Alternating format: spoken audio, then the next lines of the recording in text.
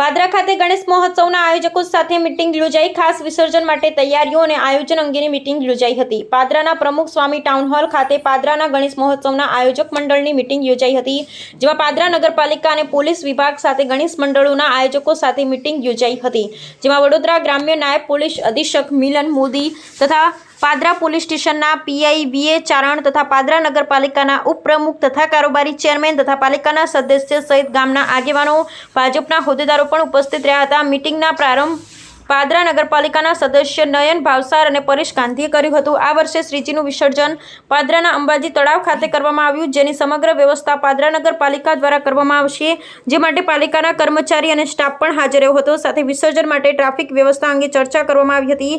શોભાયાત્રા અંગે રૂટની માહિતી આપી હતી. સાથે આવેલા વડોદરા ગ્રામ્ય ડીવાયએસપી મિલન મોદીએ શાંતિપૂર્ણ માહોલમાં શ્રીજીનું વિસર્જન થાય તે માટેની માહિતી આપી હતી.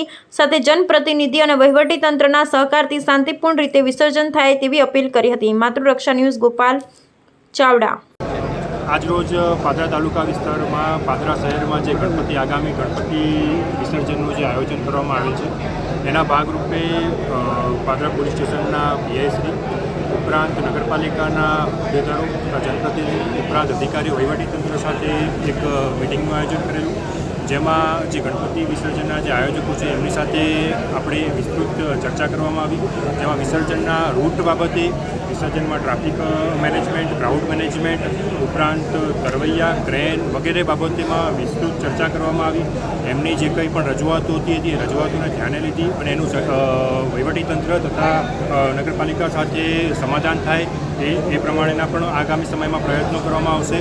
આ ઉપરાંત પાદરા પોલીસ તરફથી જે કંઈ કાયદો અને વ્યવસ્થા બાબતે જે પણ તૈયારીઓ કરવામાં આવેલી છે એ તૈયારીની પણ વિસ્તૃત ચર્ચા કરવામાં આવેલી અને આગામી ગણેશ વિસર્જન તથા ઈદે મિલાદનું જે જુલુસ છે એનું પણ સાથે સાથે બંને તહેવારો જે છે આગામી એ શાંતિપૂર્વક રીતે પૂર્ણ થાય એ માટે પાદરા પોલીસ, વડોદરા ગ્રામ્ય પોલીસ પૂર્ણ રીતે સજ્જ છે અને આગામી તહેવારને શાંતિપૂર્વક રીતે પૂર્ણ કરવા માટે આપ લોકોનો જે સાથ અને સહકાર અત્યાર સુધી જે મળ્યો છે અને જે મળતો આવે ભવિષ્યમાં પણ એ સાથે આપણે સારી રીતે ગણેશ વિસર્જન પૂર્ણ કરશું.